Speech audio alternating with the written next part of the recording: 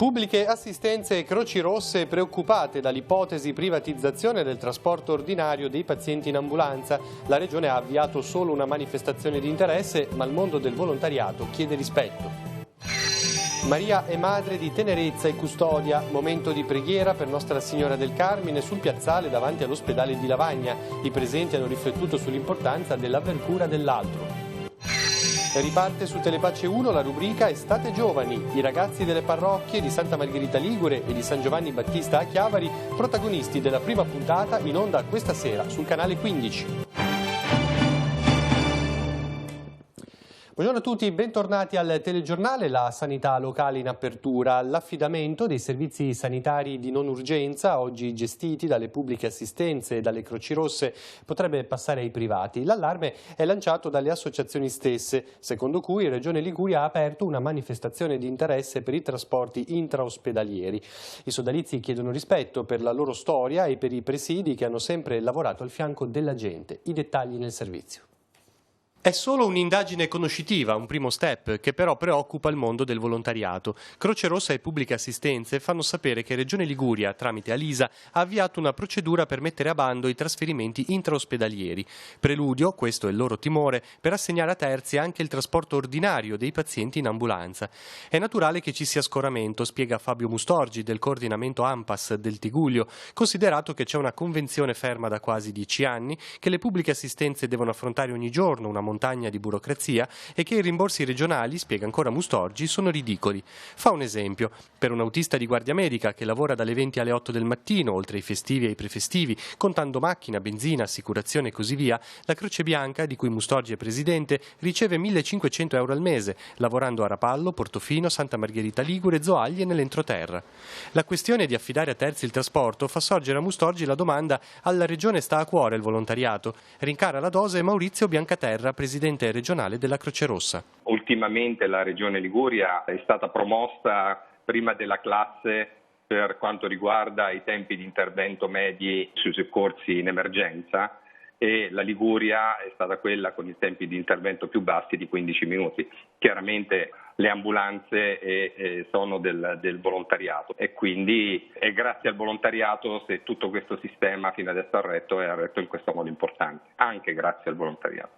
Le associazioni spiegano poi che di recente la Corte di Giustizia europea ha introdotto il concetto di trasporto qualificato, aprendo al mondo del volontariato che dunque queste caratteristiche le avrebbe. Se Regione Liguria invece proseguisse sulla sua strada, il rischio è di veder chiudere in futuro le piccole realtà del soccorso. Si rischierebbe di andare a spegnere quelli che sono dei presidi importanti. Io posso pensare in questo momento alle realtà dell'entroterra, dove una struttura di un comitato di Croce Rossa rappresenta in alcune situazioni l'unica struttura organizzata atta a fornire un'assistenza alla popolazione del luogo.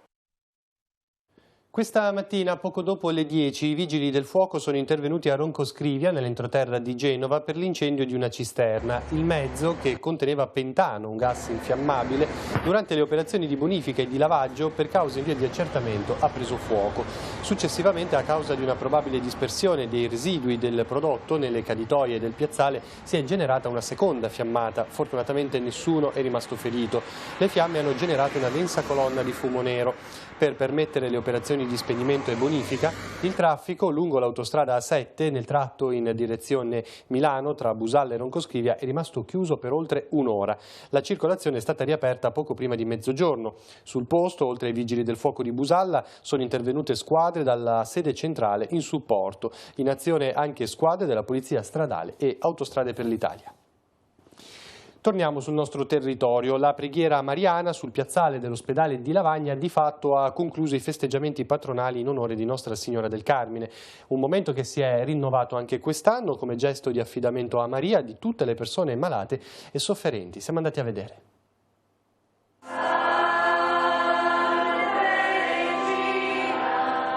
Pazienti, famiglie e personale medico riuniti nella preghiera Nostra Signora del Carmine. Ieri pomeriggio sul piazzale davanti all'ospedale di Lavagna si è svolto un momento speciale promosso dalla Cappellania del Nosocomio in onore della patrona della città. Ai presenti è stata donata la medaglietta miracolosa, molto nota, legata ad un'apparizione avvenuta a Parigi, segno della tenerezza di Maria verso la sofferenza. La Madonna ci cura, però sì, è una presenza materna che ha un'attenzione di cura verso di noi e credo che di questa attenzione con tenerezza ne abbiamo bisogno nel momento in cui ci sentiamo più fragili, più deboli, essere un po' custoditi. Pregare insieme ha permesso di riflettere sull'importanza di aver cura dell'altro, un atteggiamento che può iniziare solo riconoscendo le proprie ferite e difficoltà. La mia ferita non è uguale a quella dell'altro, non posso dire ti capisco perché ognuno ha la sua ferita, ma che io ho le mie e l'altro ha le sue, in questo c'è qualcosa in cui possiamo capirci. Riconoscere di essere feriti e di essere amabili nelle ferite ci permette poi di prenderci cura dell'altro e riscoprire che in questo troviamo un senso della vita, che non è l'egoismo, la carriera, la forza, che in realtà ci rende felici, ma proprio questo prendersi cura gli uni degli altri. Per lei che comunque con il suo lavoro si prende quotidianamente cura delle persone, cosa significa prendersi cura attraverso la preghiera? La preghiera arriva un po' dove non arriva tutto il resto, dove non arrivano le nostre forze, dove non arrivano i farmaci, dove a volte non arriva neanche la volontà, a volte di fronte a certe situazioni non si sa proprio cosa dire, ecco, e allora non si può fare altro che stare lì pregando, custodendo la situazione, la persona. Rimaniamo in ambito diocesano perché riparte il nostro viaggio tra i ragazzi che dedicano una parte delle loro vacanze ai campi estivi parrocchiali. La rubrica Estate Giovani torna da questa sera e ci porterà a Villanoci di Rezzoaglio con i giovani di prima e seconda media delle parrocchie di Santa Margherita Ligure e a Giaiette con i bimbi di quarta elementare della parrocchia di San Giovanni Battista di Chiavari. Ne vediamo un'anticipazione.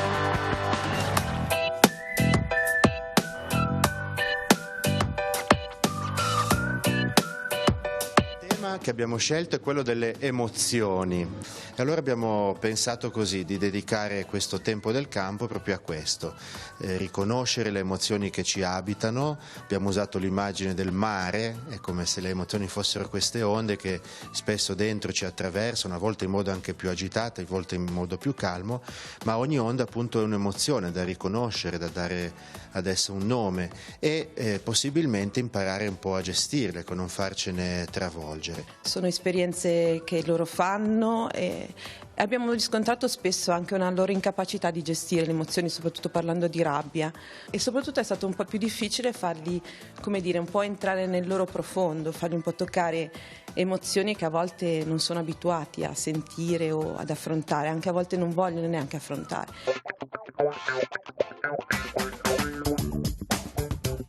Il tema del campo è l'invito e l'abbiamo suddiviso in 3 parti. Invito allo stare insieme, al viaggio e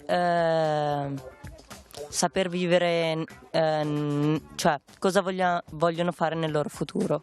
Il tema del campo è c'è più gusto, perché qua diamo alla vita un po' più di gusto. Infatti stamattina abbiamo letto un Vangelo dove ci parlava che noi siamo il sale della terra.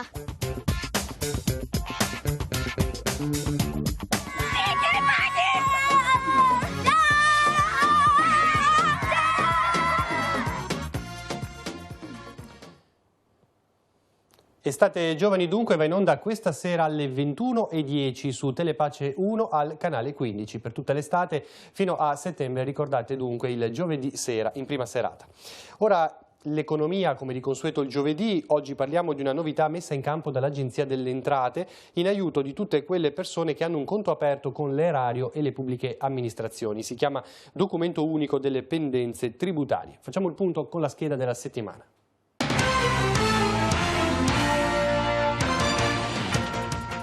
Grazie a misure come la rottamazione delle cartelle esattoriali o il saldo e stralcio dei debiti, migliaia di cittadini hanno potuto regolarizzare la loro posizione nei confronti dello Stato. Allo stesso tempo sono molti quelli che hanno pendenze da saldare anche nei confronti della pubblica amministrazione. Per venire incontro a queste persone e a tutti quelli che hanno debiti con l'erario, l'Agenzia delle Entrate ha creato il Certificato Unico dei Debiti Tributari. Il documento elenca tutte le pendenze nei confronti dell'erario dei comuni e le elenca in un formato di facile consultazione, dichiarazione. Lo scopo di questo certificato è consentire ai contribuenti di avere sempre idea della propria situazione debitoria, così da poter pianificare in maniera più semplice il pagamento delle pendenze. Il certificato unico dei debiti tributari viene rilasciato entro 30 giorni dalla data di presentazione della domanda dall'Agenzia delle Entrate su richiesta del contribuente o dell'autorità giudiziaria nel caso fosse aperto un procedimento in tribunale. L'elenco dei debiti, realizzato a partire dai dati disponibili nei database dell'anagrafe tributaria, viene schematizzato in una tabella a 11 colonne nelle quali vengono specificati i debitori, l'ammontare del debito e altre informazioni utili a ricostruire la storia fiscale. L'istanza per ottenere il certificato unico dei debiti tributari può essere presentata direttamente dal contribuente o da un suo delegato all'ufficio dell'Agenzia delle Entrate competente territorialmente. La domanda dovrà essere presentata utilizzando il modello che può essere scaricato dal sito web. La presentazione può essere effettuata agli sportelli oppure utilizzando altri vettori. Il modello, debitamente compilato e sottoscritto, può essere inviato via posta raccomandata con ricevuta di ritorno, allegando una copia del proprio documento di identità. In alternativa si può contattare l'Agenzia delle Entrate via posta elettronica certificata, specificando nell'oggetto richiesta certificato unico debiti tributari. Il modello deve essere sottoscritto con firma digitale. Nel caso sia sottoscritto con firma autografa, deve essere allegata una fotocopia del documento di identità del soggetto che firma il modello. L'elenco degli indirizzi PEC degli uffici territoriali dell'Agenzia delle Entrate può essere consultato online.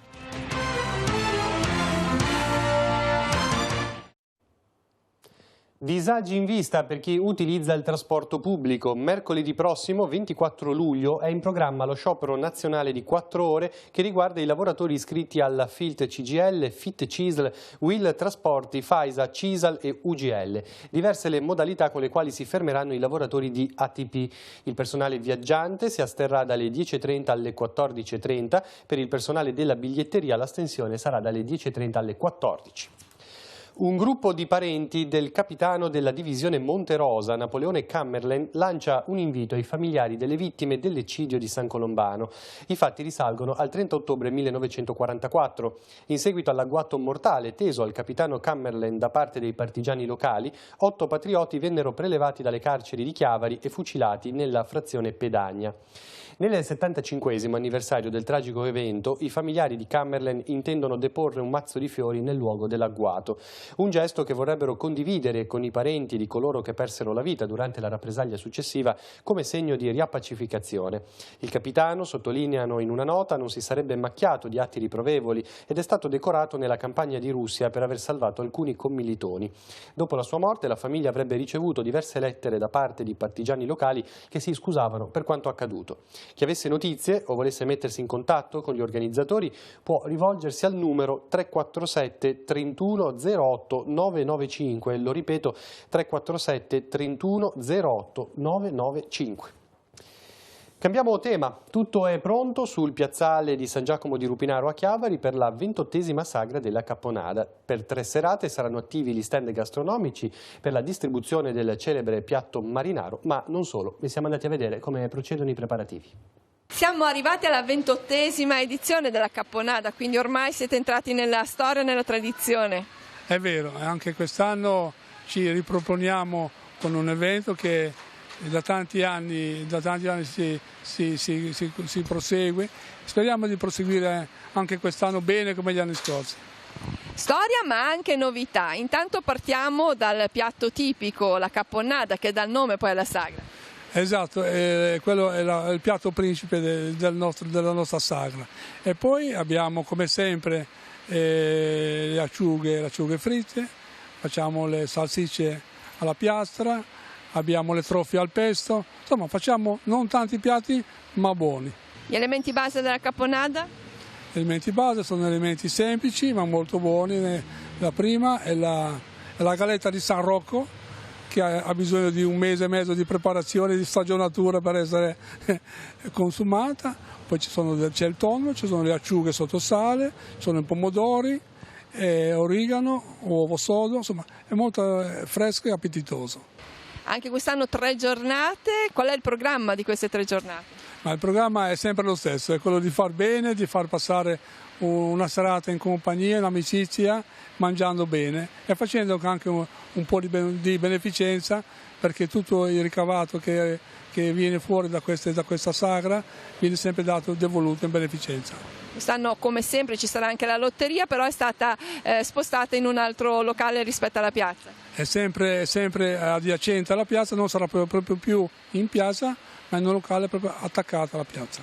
La collocazione centrale sul piazzale di San Giacomo di Rupinaro, quindi invitiamo le persone a venire ad assaggiare questo piatto. Bene, da venerdì sera, sabato e domenica sera saremo presenti dalle 7 alle 10 mediamente, il servizio fino a che l'ora è efficace. A conclusione dei festeggiamenti in onore di Sant'Anna, la parrocchia di Breccanecca a Cogorno propone il tradizionale minestrone. Lunedì 29 luglio a Casa Canata, messa alle 19:30 a seguire la cena. L'offerta è di 15 euro, il ricavato sarà utilizzato per le necessità della parrocchia e per i lavori di manutenzione di Casa Canata. Per informazioni e per prenotare potete chiamare Don Maurizio Prandi al numero 333 8984 712. Ora la rassegna stampa, poi ci ritroviamo con gli ultimi aggiornamenti.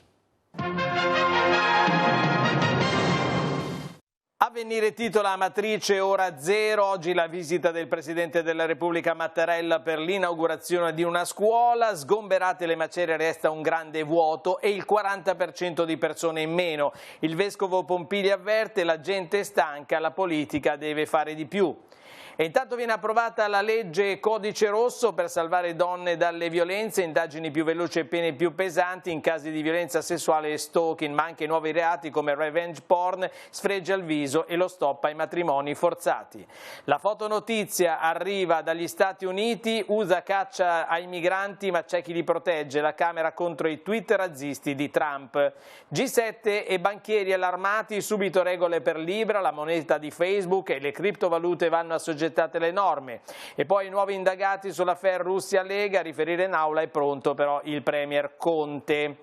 A Prato, Chiesa a fianco dei lavoratori sfruttati pakistani in aziende cinesi. Ma andiamo alla prima pagina del Secolo, che oggi decide di non fare un titolo ma soltanto un volto, quello di Andrea Camilleri, morto ieri, la morte dello scrittore, addio al cantastorie che con Montalbano ha affascinato l'Italia, dice Marcello Sorgi, il narratore fluviale che oggi piangono 30 milioni di lettori. E poi ancora, così è sfuggito al pericolo di nobilitare la mafia, il commento di Francesco La Licata. Ma il titolo della politica, Salvini sfida Conte, Movimento 5 Stelle per il voto alla leader dell'Unione Europea, rischiate di farvi male, il Premier sul caso Russia-Lega, il Ministro non va in Parlamento e lo faccio io. Cala il turismo in Riviera nei primi 5 mesi del 2019, gli arrivi giù del 12% e poi Sanremo, migranti sfruttati nei centri di accoglienza, 4 persone in manette, la storia che arriva da Genova, non potete lasciarla morire, al Gaslini la bimba in coma, inguaribile per i medici inglesi. E poi da Genova sigilli ad uno stabilimento balneare, allarme chiusura per altre spiagge. Siamo nel Levante, Italgas a Chiavari intervengono appunto le forze politiche, in questo caso anche l'assessore Scaiola, che risponde all'interrogazione di Luca Garibaldi ed esclude che il declassamento sia opera dei suoi tecnici. Italgas intervento ignoto agli uffici urbanistici della regione. Andiamo invece alla rivoluzione dei parcheggi di Recco, via l'abbonamento agevolato per i residenti nei comuni del Golfo Paradiso, pubblicata online la mappatura delle strade regolamentate con il disco orario, rimodulata la sosta nelle aree blu per chi risiede in piazza Nicoloso e dintorni. Ora la linea passa a Genova per ascoltare gli argomenti principali del Cittadino in edicola da questa settimana. Prima pagina del Cittadino di questa settimana con il tema dell'anno pastorale 2019-2020 dedicato alla missionarietà. Andate annunciate è il titolo del sussidio di catechesi per adulti che sarà disponibile dal mese di settembre. Un itinerario ecclesiale contenente le lettere pastorali dell'Arcivescovo dal 2007 ad oggi. Di spalla, sempre in prima pagina, i restauri della chiesa e del campanile della parrocchia di Langasco. Dopo 2 anni di lavori, i restauri sono stati benedetti lo scorso 13 luglio dal cardinale Angelo Bagnasco, che ha celebrato la Santa Messa e ha incontrato la comunità. Taglio basso dedicato all'estate dei ragazzi e dei giovani, con il resoconto del pellegrinaggio e del servizio di 200 giovani a Lourdes con l'Oftal. E poi l'oratorio di Certosa con il centro estivo per 70 bambini e ragazzi che hanno ricevuto la visita dell'Arcivescovo. Infine l'ordinazione diaconale di un monaco olivetano nel monastero di San Prospero di Camogli sabato 13 luglio per mano del cardinale Dom Francesco Pepe è diventato diacono. Tutte le altre notizie all'interno del giornale e sul nostro sito www.ilcittadino.ge.it.